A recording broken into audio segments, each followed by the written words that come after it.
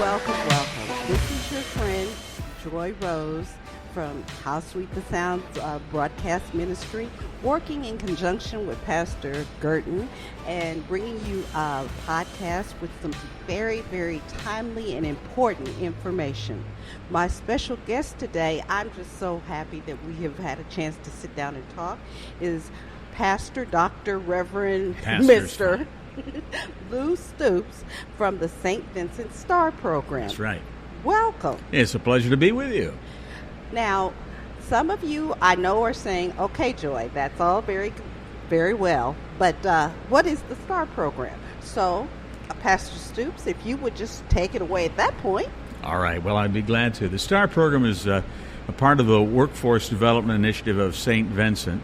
And for a number of years, this program has really, without overstating it, impacted the lives of hundreds of people in central Indiana, making a difference between going without and actually having bread on the table and a roof over the head.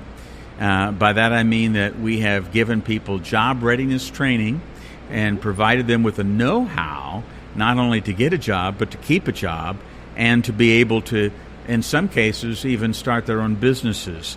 And this has immeasurably impacted not only their lives, but the lives of their families, and consequently influenced in their friendship circle others who had same needs but didn't know where to go. Right. So to kind of give you a snapshot, I suppose, of what we do, we provide a job readiness program that I like to phrase as a kind of boot camp for adults. Okay. So it's a 3-week program in class and a 3-week program in a mentorship within the St. Vincent Hospital system. Wow.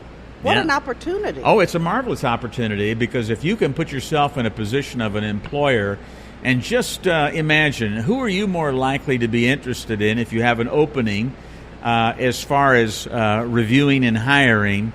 Someone that has been with you for 3 weeks, that you've seen their work ethic and how they can get along with other people, or someone who just walks in off the street and applies. So it's like a boost up. Oh, big time, big time. We the STAR, the word STAR, stands for Special Talents to Achieve and Rise. Okay, I was going to ask you that. That's right. We believe that every person is unique and has inherent abilities that God has made in them, and yet many people live lives where they don't come anywhere close to their potential. And so our task is to help people rise to their potential and be able to succeed, not only in getting a job and keeping a job, but we cover so much more in the STAR program in helping them have a whole life, a meaningful life. We start each class with prayer. All right. We focus on the principles that are taught in the Scriptures, the Word of God. And we adhere to and teach our students the core values of St. Vincent, which are very important, the values. And we help them in pragmatic ways, providing whatever is lacking, needing in their lives, to not only make them successful in class, but to give them, as you referred to it, a boost up. Well, let's talk a little bit more about, let's break that down just a little bit further, if you don't mind.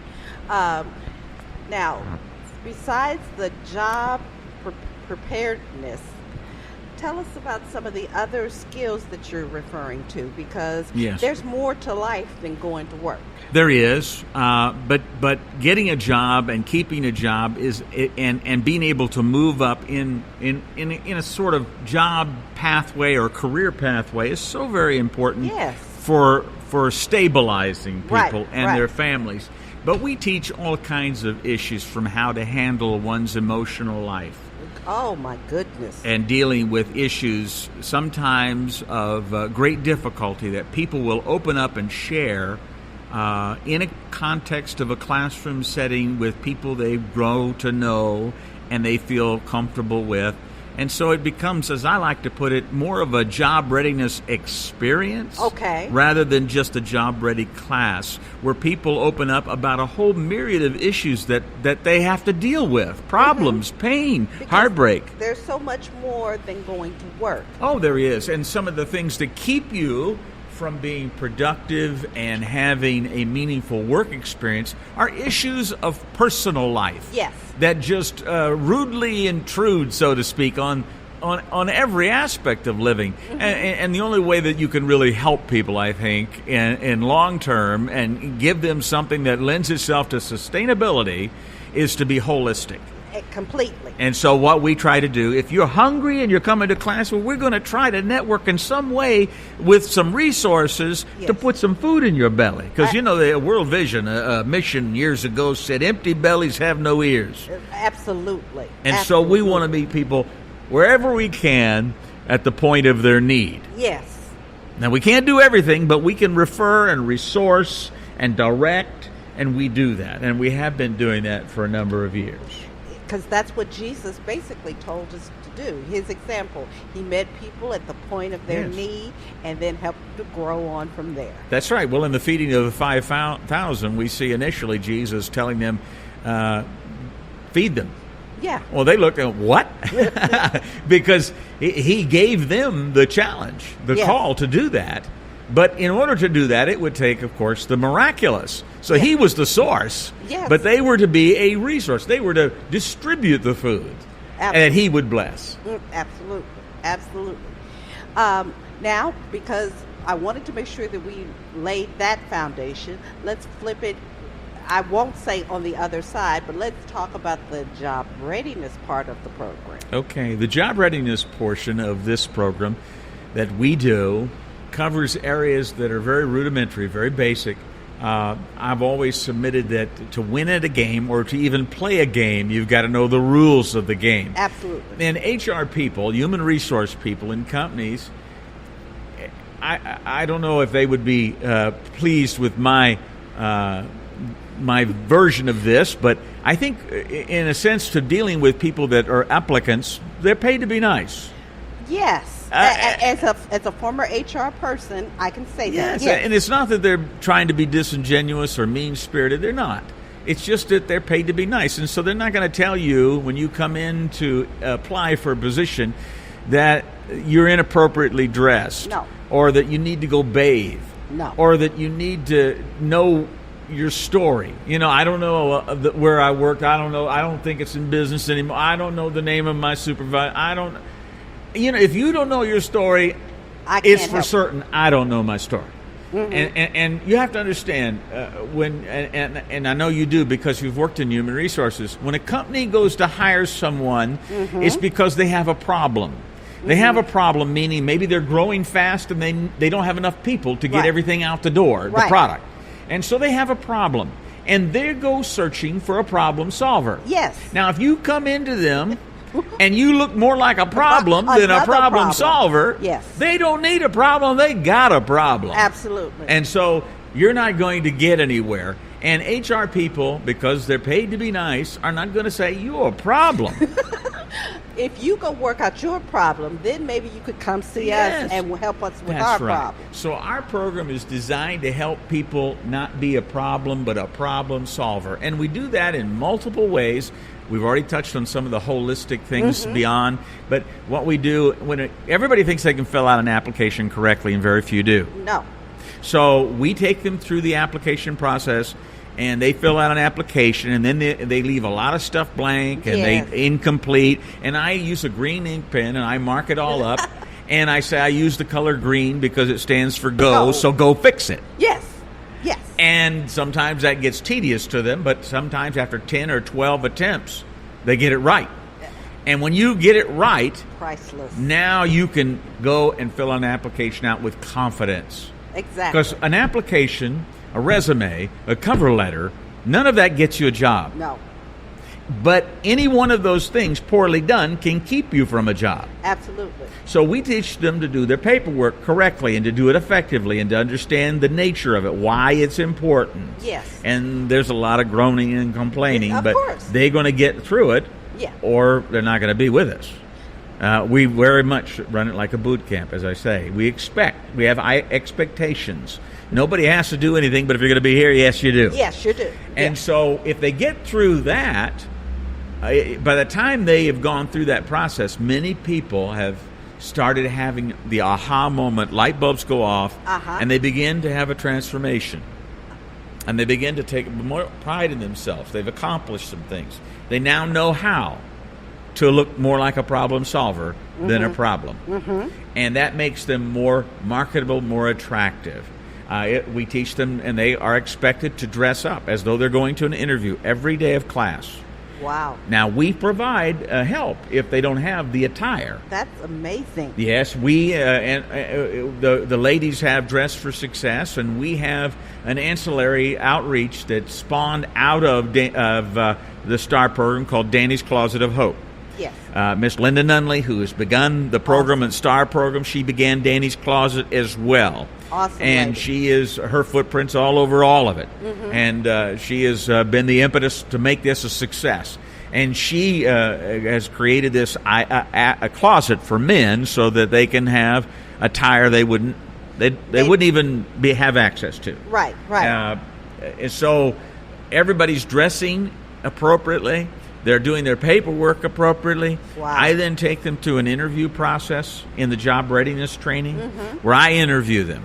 And I run them up one wall and down the other. The idea is, let's look at your paperwork. Your resume needs to be in sync with your application. Yes. And if you're applying for a certain job, and we give them job descriptions that they're to, in a mock fashion, apply for and interview for, then they've got to be able to make the case. I correct, we pause, we do all of that kind of work until they can get through me. And if they can get through me, the HR people are not going to ask many of the questions I'm going to ask or tear things apart. So it just makes them, as much as they kind of sweat it out, it makes them much more ready when they face the real thing. So they can be confident, not be feeling as though there's some kind of bad student being taken to the principal's office when they go to an interview. Because we always teach the student, you're interviewing the company as much as they are interviewing you. Right. You need to research the company. Why do you? One of the questions that you're going to be asked is, why do you want to work for us? Yeah. Well, I just need a job. That's not good enough. No, I'm not here to give you anything. You're not being a problem solver. That's right. And so those are the kind of things that we help people deal with. That's amazing. But because you have laid such a great groundwork, I want to make sure we do not forget to tell people what the special agreement that has come between Unite for Change and the STAR program for starting on Monday morning. Well, this coming Monday morning, we're going to be partnering with Unite for Change to provide a kind of condensed version of the STAR program over a 3-day period, Monday, Tuesday, and Wednesday, running from 9 a.m. to 2 p.m. All of the things I've kind of outlined as far as the job readiness piece. And that is going to be for people who register with you folks and Unite for Change, and that come, and we expect everyone to come to be there on time and to have their information as far as what would be required to fill out an application or to do a resume. And we're going to walk people through how to get to where they need to be and being able to win at this game of finding employment and keeping it. And they're going to need to also have some references ready to use. And I always suggest to people, be sure you ask the people that you're going to use as references. If you may do so, be sure they will give you a reference, and it'll be a good one. And that they can be reached. If I call someone as a reference and I never can get a hold of them, I'm going to drop you like a hot potato. And that's what companies do. Absolutely. They don't have time to mess with this. I don't have time to babysit your reference. That's right. And so if people realize this is, you are the brand, you need to look at yourself as your own self-business and conduct yourself in that way. And if you don't, you're not going to get very far. That's the simple truth. Absolutely. So we're providing this training next week for people who Unite for Change are also trying to make an impact with. Yes. That come to you folk and say, I need help with this. Yes. And then we will be agents to help you help them. That's wonderful. Now, if you are sitting listening to this podcast and you're like, I'm ready, let's do it, I want to be there Monday morning, you're probably wondering, how do I get signed up? You need to come to the Unite for Change tent, is what we're calling our epicenter, which is on the corner of 30th and Dr. Martin Luther King, tomorrow morning, Saturday morning, because the program actually starts Monday. If you come Monday to Unite for Change, you're too late, because the program will start 9 o'clock Monday morning, with or without you. I'm so sorry. Part of the reason why it is so imperative that you come and get registered and start Monday morning is because next week is the Indiana Black Expo job fair. And what we're trying to do is help you be ready to go to the job fair. That's right. If you go to a job fair and you're dressed any old way, you look like you just rolled out of bed and somebody hit you over the head with a pillow. If you take the whole family, if you've got friends and you're all hanging out and you go up to somebody and you say, do you have any jobs for me? They're going to be nice to you because, remember, they're paid to be nice to you. But they're going to think, well, I have a job, or we might have jobs, but not for you. But they're going to be very smiley and tell you, well, just go ahead and put an application in, and we'll look forward to, and it's not going to happen. No. A job fair is an informational kind of event. You need to go and look at companies that you're interested in, research them a little bit so they can say, well, why would you be interested in applying with us? You'd be able to say, well, I understand you're one of the fifth largest provider of these services, or your products have been, awarded all kinds of awards, and it's got a reputation as a company worth working for that I'd be proud to be associated with, and I thought I would come and just speak a few words with you. If you're that kind of attitude, if you understand what this is about, you can make an impact and get a job. The HR person within me leaped for joy. That would be so awesome. And you would be a person that I would write myself a little note over to the side, pull that application, and put it on top. See, it makes the difference. Yes, it does. Yes, it does. Pastor Stoops. As long as people call me to dinner, that's all right. Pastor Stoops, you have been provided so much good, valuable information. Now, if people aren't going to be ready to join us on Monday, is there a way they can contact your program? Well, that's right. They can contact us if they want to give us a call. The number that we have as our office number is 317-415-5775. That's 317-415-5775. And that's our STAR program office. And we have classes throughout the year. We always have orientations that people can come to before the class to see if it's something for them. Because we're not kidding when we say it starts at a certain time. When our classes start and you come late, the door's locked. Oops. And you're terminated. Now, you can come back as long as you don't act out and show yourself. Yeah. But you need to be on time, because when you get a job, you're 30, 60, 90 days on probation. Absolutely. And it isn't a playground. No, they're not playing with you. That's right. As an HR person, I've escorted people out the door the same day. That's right. And life happens, so build we understand that as well. Build in some extra time. But there is a probation period. That's right. And people that come, I'm not going to do this, I'm not going to do that. Well, you sound like a problem. So we don't need a problem. No. We got a problem. That's the way employers look at it. And, we have to come with that understanding. If an employer, hires you and they give you a paycheck, they could easily put in the memo section, now we're even. Oops. Let's do it again next week. And if you have that attitude, and rather than, well, they owe me or this, no, they don't. And that's not the way the world works. No. In some respects, maybe that might be exciting or nice, but it doesn't work that way, and it never will. Nowhere is an adult treated like you are a fairy child. I teach people all the time, stand up to stand out. Yes. You need to stand up, take personal responsibility for yourself, own it. You are your own business, your own brand. Be proud of it. And you'll stand out head and shoulders of those who just come along thinking that everybody's going to just be nice to them and hand them what they want.